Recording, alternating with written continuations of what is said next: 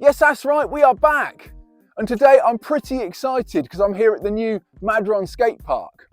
Now this one was designed and built by Maverick Skateparks and I had a little bit of trouble finding it. I popped it in the sat-nav, ended up driving round the houses and eventually a lady directed me up a gravel path to the King George VI playing fields.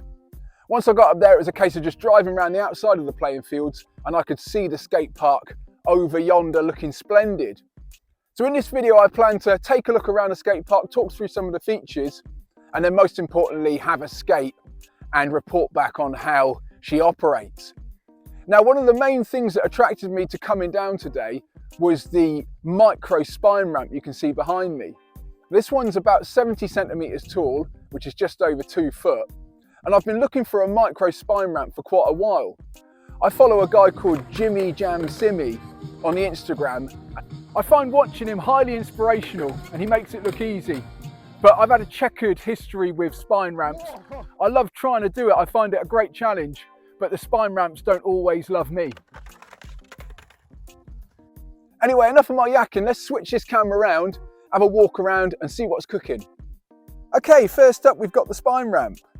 Now I couldn't get a read on how big this spine ramp was by looking at pictures online, so I checked out the plans and it looks to be just over 8 foot wide, so it should be just wide enough to get the odd slide and maybe a little bit of a grind for the transfers. Now you can see that this skate park is built on 2 levels. We've got the level that the spine ramp is built on. We've also got a volcano on this level and we've got the start of a ledge that sort of turns into a hubber. You can also access this ledge stroke curb which goes down from a flat bank. And then the second level, go down a waterfall. Again, you could come across this hip or you could come out of the spine ramp hip down into the mini ramp. Now again, it's really hard to work out how big these transitions are by looking at photos. So I checked out the plans for this one and this one's 1.20 meters tall. So just under 4 foot. And that's a perfect size for me to be having a play on the mini ramp, learning new tricks, hopefully not coming a cropper too much. Now we've got a big quarter pipe that goes across a pump bump and that flows into a hips quarter pipe, which then should flow round the corner back into the street section. The only other obstacle of note is this big pyramid. And this is pretty steep in real life. It's got a bit of coping down the side there and quite interestingly some mini coping on top to lock into, so maybe rolling over that won't be quite as simple as one would expect. And then on the top there's just a big platform and that is pretty much everything here. Okay, I can't wait to have a go on this mini spine ramp, so I reckon the plan is just to ease myself in. It's been a while since I've been on a spine ramp. I don't think I've ever been on one this small, so this is feeling small and tight. And I reckon that's a mixed blessing. Obviously it's less intimidating, but things do tend to happen a bit faster with the tighter, smaller transition. So let's see if we can get over the top. Oh, there she blows. Right, just feel out the fakie rock. I think the fakie transfer might be a bit too much to ask on the first attempt, but we'll try it. Oh, it's always a scary one. Wow. Let's keep going, see if I can get the blunt. Oh no. Oh. Not quite enough speed, legs were fading, but first impressions are the transition is just right. My fear with a smaller ramp would be it would be too mellow and that makes pumping a bit tricky, but this one's just the right steepness and it's a real joy to skate. It's a little bit trickier than I thought it was going to be. I thought I'd come in and rattle off all of my old spine transfers and perhaps learn some new ones, but I'm starting to think that I'll be happy just to get a few of my old ones going. So that was the rock over and rock back. See if I can get the blunt over and the axle stall back. Now, this coping does stick out a bit, so I might need to really pump up into the blunt.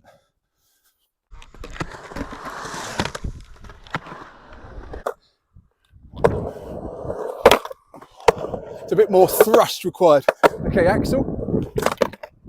Oh, nearly hung up. Oh, okay. That coping is pretty proud, which is nice to lock into. But when you come out, you just have to remember to keep my toe and my heel pressure going nice.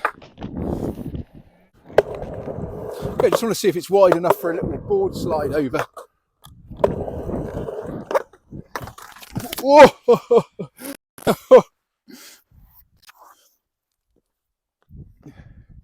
Oh, it wouldn't be a spine ramp session without a little grazy knee. Let's try that again.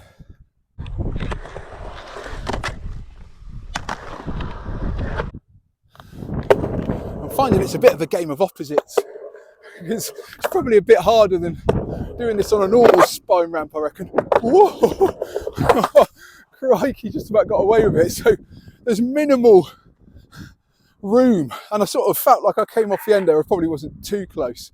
But yeah, it's a game of opposites, because you'd think the smaller spine ramp would allow you to go in willy-nilly with gay abandon, but finding it quite intimidating, just because when I do come off, there's no time to react, and it's almost like you're going to fall straight to flat, which is my worst nightmare. Okay, so transfer-wise, managed to get the rocks over, the blunt over, the axle over, the board slide over.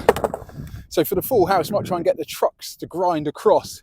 Now, I know it won't come out in the videos, but there's a pretty nice view over there of the sea and the sun poking through. Oh my gosh. So I reckon it's possible to miss this spine out if you don't want to get entangled with it one way or another if you're working on a particular trick. So see if I can thread the needle around the outside, and then we're straight into it.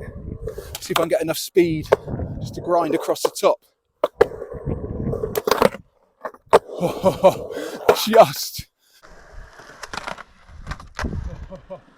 Yeah, she's super grippy on the top. There's a really heavy lock in, so just need to be mindful of that. So that is a spine ramp. It's a lot of fun. It's smaller and tighter than I ever imagined. I reckon a good session on this could get used to it and could definitely learn some new stuff. But times are ticking. I want to just try out this mini ramp, give that a whirl, see how that feels, and then I'll have a quick tour around, see how the park flows, and then we'll call it a day.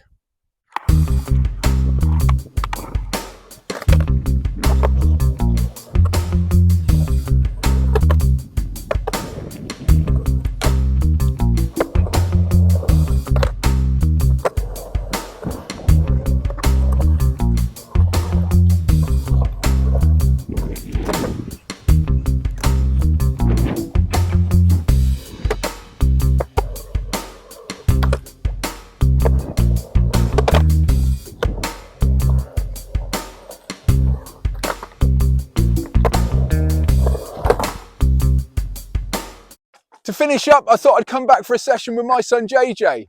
I reckon this park is right up his street, and it will provide a few more examples of the possible lines and stunts that are available here.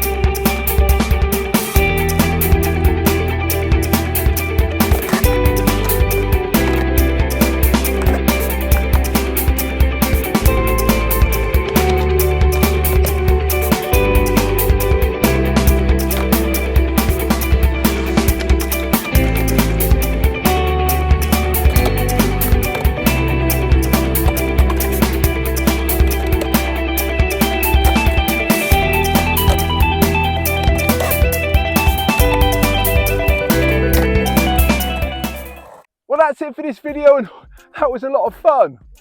This mini spine ramp is proper mini.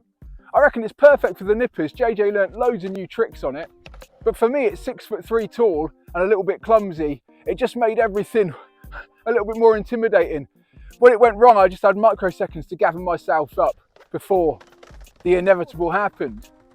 I also had a little session on the mini ramp, but unfortunately I got a bit hooked up, went flying to the flat, and that sort of ended my session. I bruised my hip, bit of a swelbo. Oh my gosh. It's also worth noting that the stones are a bit of an issue. I hit a few stones around here, so we bought the broom for the second session, and that seemed to help things out. JJ loved this place. He was flying around, exploring all the possibilities, and it was really interesting to see him skate it. I was really focused on just getting the spine ramp going and maybe linking that into a few things. The concrete's nice and smooth, as you'd expect. All of the transitions are cut just to the right radius, so they're not too mellow, but also they're steep enough to keep your speed everywhere. And the coping is set nice and proud. Now, I personally like that, but it's not everyone's cup of tea. I did find that I needed to keep my technique just right on all of my rocks and clearing of the wheels, otherwise could get hooked up. Touring around the park, it flows really nicely. I even found a little spot to practice my manuals on the way back up. And it's possible to link up that spine ramp, the mini ramp, and then flow round and start all over again. I didn't get a chance today to explore the street section, but I've done a sort of cruise around so you can do your own mind skating. And if you are a street skater, you can probably imagine a few things you could do over in that area. Now, this is a super quiet location. If you come here on a weekday, I reckon you're pretty much guaranteed to have it to yourself. Anyway, enough of my yakking. Let me know what you think of Madron Skatepark, and hopefully I'll see you here for a session soon.